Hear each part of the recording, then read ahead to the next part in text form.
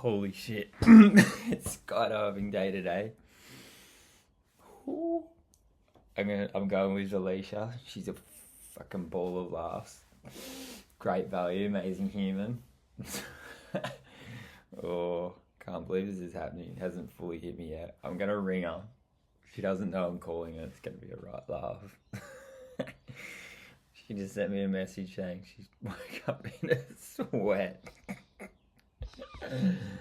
Oh lordy.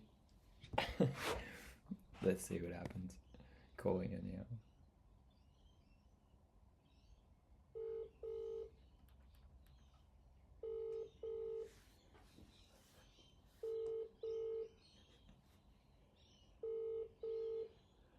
Come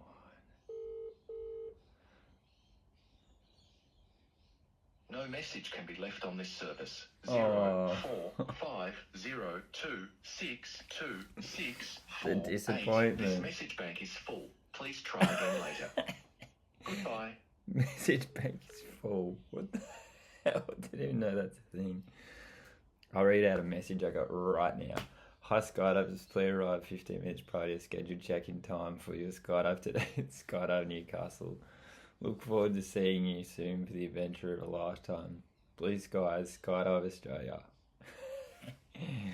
It is actually unreal. The weather today is amazing. Blue skies, I can't believe it. Weather's been a bit up and down lately. I'm just gonna riff on this morning, I'll backtrack. So yesterday, Arvo, I did a Zentai session with my dear friend, my close brother Brad. He's such a great human. I'm just on my laptop, by the way. I didn't know how I was gonna record. Normally I record on my phone, but I had to jump on my laptop so I could return the call. I could get a call back from Alicia at any time, I'm hoping so. My dear friend, my dear brother, Bradley, amazing human, shout out to him. He practices Zentai and gave me the fucking generous offer of doing a session on myself, and I was like, oh, I'm all in. It's been back and forth. He moved away. He was living with me for a bit. We just never got the opportunity because we had a bit going on in our worlds and just didn't happen, but he's back in Newey. Did a Zentai sesh for an hour. Oh, so good. So Zentai is a methodology. It's like doing yoga, but you just lay there and the facilitator, the person doing it, just manipulates your body, like just stretches you and bends you and manipulates you into all different shapes, and it is incredible. I knew it would be good, but it was like even better than expected. So that was amazing. Just such a great experience. I was a bit in my head, to be honest, still not around Brad or the actual scenario, but just the standard. Like, I was loving it. It is a lot of human contact, obviously. For some people that'd be uncomfortable, but I love it. Even from a male, like, I was really enjoying it. It was so good. And just to experience that first time too, so that was truly powerful. There's like a little bit of energy work as well, and like contact in the heart space, and going into it I felt tension through the right side, down through my neck into my trap, which is pretty standard for me. It's just like stress, anxiety related around the future. Little bit of lower back, that's okay too, but just felt a lot of that went away in afterwards or during. So felt so good afterwards. We ended up, it was a miscommunication, but he ended up at my house, I ended up at the beach, and then we were like, let's meet halfway, and there's a park near my house, and it was perfect, which you see in the video. It was just a combination of like, there's some palms there, or under the palms, in the shade, there was bits of lights coming through the palm leaves still, like as we were rolling, the wind was blowing the leaves, rosellas in the palms, a reminder of my father. I bought a rosella as a kid, and it lived for friggin' ever. My dad hated it. He used to attack him, so it's a good reminder of him. Uh, so yeah, did that. Jumped in my car, went over to Wallsend, met up with my dear friend Steph, another amazing human in my life at the moment, and not in the moment, but in my journey. She invited me to a spiritual. What's the word for it? Oh my god, it slipped my mind. Uh, Louise Hay. She's a spiritual medium. So we went for dinner at a local pub, which was awesome. Really good feed. Had the shanks. Had some of Steph's dinner, the cutlets. Station Hotel. And then it was in the community hall. There was probably like, how many people were there? There was like, probably like 80, I reckon. 80 people there, like, I'm going to say predominantly like middle-aged to elderly women. But I just love that. I was like, this is unreal. I actually genuinely enjoy stuff like that. Like, just people in the spiritual space and just doing different stuff. Like, as people know, my life is quite spontaneous, and just when I get invited to that, I'm like, I'm all in. So cool. And her, like, the amount of humor she added to it, I was like in stitches. Oh, it was so good. Like, oh, I can't wait to go to another one, to be honest. And just like, I'm a strong believer in the spiritual world, and this, like, the stuff that comes through, it is not coincidence one bit. Like, the amount of detail is like, this is insane. And I was a little nervous, to be honest. I was like, oh, is something going to come through for a past one for me? But I'm like, no. If it does, if there's stuff being read out and it's like, oh yeah, I can relate. This is someone in my world, or who has passed into the spiritual world, and I was like, got to speak my truth. And it's like, oh, I feel nervous because anything could be said, but there was nothing that related to anyone I know that I believe. And Steph had something come through for her, which was like, oh my god. And we'd talked about, only prior at dinner, we were talking about the gym. I'm not sure how it came up in conversation, but we were just chatting on that, and then that came up during the reading. I was like, it's like, you can't script this stuff. Like, it is insane. I love the spiritual world, and I think I'm earlier in my journey in terms of that aspect of my world, so I'm like fully open to it, and I know it will grow and expand. And there's often hints and reminders from that spiritual world all around us. We just can't see it. We're just not in tune with it. And I think for me, my reasoning for being there was like opening me more to the spiritual world, as well as there was some messages at the end, stuff she just said like to the crowd, and I was like, I'm hearing you, sister. Like, it's, just speaking from her mind, and just around like acceptance of others, not passing judgment. Something that I think I'm quite good at.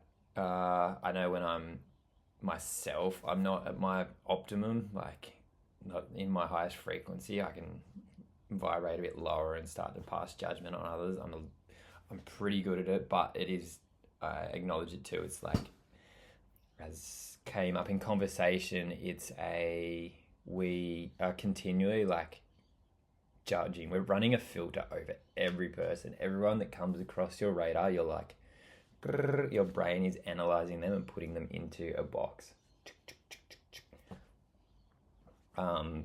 We came having a conversation around a romance, and it's like you'll look at whatever your preference is, or whatever your desired person is. It doesn't matter. You'll still look at everyone as like, is that person a romantic partner for me? Are they a friend? Are they a threat? It's like, there's all these boxes that our brain will like, because if you can like get someone and runs that filter over them. You're like, okay, that person sits here. The way that you're just like categorizing, it's like you don't want these outliers, because I think this is my thoughts on it. It's like if you've got someone who doesn't fit into one of those boxes, you're like, they're a threat to my safety. And I guess sometimes that's where we get threatened. There might be like one person in a crowd and you're like, I can't gauge this person. Like, where do they sit? Like, I don't know anything about them, but I'm trying to pick up off their facial communication, the way that they present themselves in the world. And it's like, oh, I can't quite box this person. So it's like, that's a threat.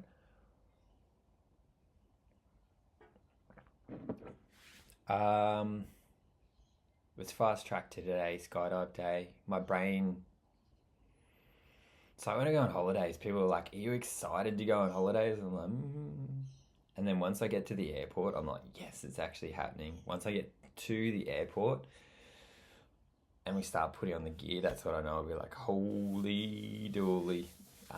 So grateful to be able to share the experience with someone. Amazing. Love you, Alicia. You are a superhuman. This morning, bit of a late night, which is fine. Slept in a bit early, just trying to get a decent amount of sleep. May have had a McFlurry on the way home. Brain's energized, sugar. Not ideal, but is what it is. I don't regret it. Couldn't get to sleep. Cold shower. Didn't work. Anyhow. Probably went to bed at sleep at midnight or 1 or something, but hopefully tonight will be better. Actually, I don't hope. I know. I just wanted to speak on manifestation. So this morning I went for a bike ride. Weather's unreal. Cruising around the roadie. Just intention was do like half hour, 45 minutes, just belting around town. No traffic. It's a Saturday, so good to just get the legs turning. Yesterday was a recovery day, which is good.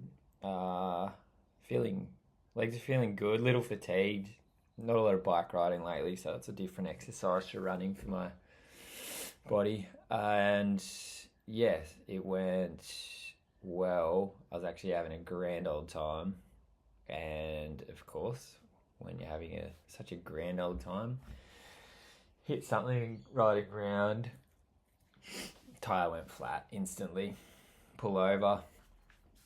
Whip it off. All good. Not too fast, to be honest. Go to swap it. New tube in. Threw the CO2 canister on it. So that's like a little pressurized canister you use. You put an inflator on it. Put it on the tyre. Quickly inflates it. So its gases are like compressed into this little canister, like similar to the ones that you use for like whipped cream and stuff like that, I believe, or like inflating balloons even, but it's got carbon dioxide in it, I think, or is it nitrogen? One of the two. Compressed in there, so when you put it on the tyre, open the valve, gases that are compressed in there expand into the bigger volume of your tyre and inflate it. I don't know whether I put it on. So when you put the inflator onto the actual cartridge, it breaks the seal on the cartridge, and then you crack the valve like a tap and the air goes in, and I like screwed it on, and usually you can hear when they pierce the canister, and then I went to open it, it was just dead, and then thought it didn't pierce the canister, pull it off, and there's a hole in it. I'm going to say last time I got a flat, I didn't swap them out, and I put an old one in there. Like, what an idiot. What an idiot. All good. So, riffing off the back of this, nearly at 15 minutes, I had no option. It was like, I can't inflate it. I don't carry a hand pump. Normally the CO2 is fine to get you home. Should have had 2 fresh CO2s, had none, no pump. I put the tyre back on, obviously it's flat, put a new tube in it, which I had. And then I'm like, I can't get home.